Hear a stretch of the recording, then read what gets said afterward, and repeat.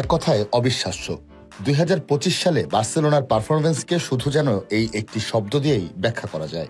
চলতি বছর ২৩ ম্যাচ খেলে এখন পর্যন্ত এক ম্যাচও হারেনি তারা। ৪টি ড্রয়ের বিপরীতে পেয়েছে ১৯টি জয়, যার শেষটি বার্সা পেয়েছে বুধবার রাতে। বান্ডেল থাকলে প্রতি সেনমানিতে টাকা বাঁচবে।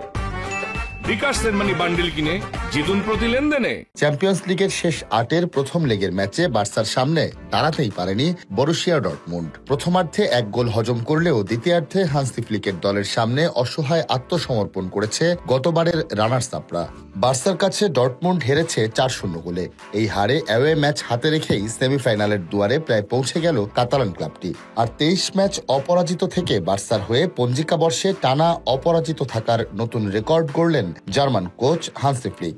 ২০১৬ সালে লুইস এনরিকের অধীনে ২২ ম্যাচ অপরাজিত ছিল তারা। সেটি ছাড়িয়ে এবার ২৩ ম্যাচ অপরাজিত থাকার নতুন কীর্তি গড়ল স্প্যানিশ জায়ান্টরা। বার্সেলোনার জয়ে গোল করেছেন আক্রমণ ভাগের ৩ তারকার প্রত্যেকেই। জোড়া গোল করেছেন রবার্ট লেভানডোভস্কি, আর একবার করে স্কোরশিটে নাম লেখান রাফিনিয়া ও লামিনে ইয়ামাল।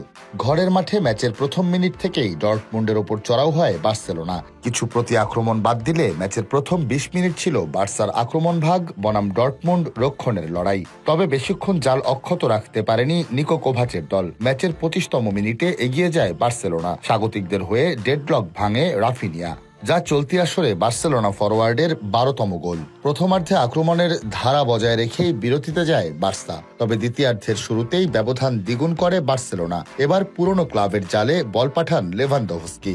২ গোলে এগিয়ে যাওয়ার পর আরও আত্মবিশ্বাসী হয়ে সামনে আসে বার্সা এবং আদায় করে নেয় আরও ২ গোল। ৬৬তম মিনিটে নিজের দ্বিতীয় গোল করেন লেভা। এটি চলতি মৌসুমে তার ৪০তম গোল। এরপর দারুণ ফিনিশিংয়ে লক্ষ্যভেদ করে দলের ৪-০ গোলের জয় নিশ্চিত করেন ইয়ামাল। আগামী ১৫ই এপ্রিল ডর্টমুন্ডের মাঠে দ্বিতীয় লেগের ম্যাচে মাঠে নামবে দুই দল।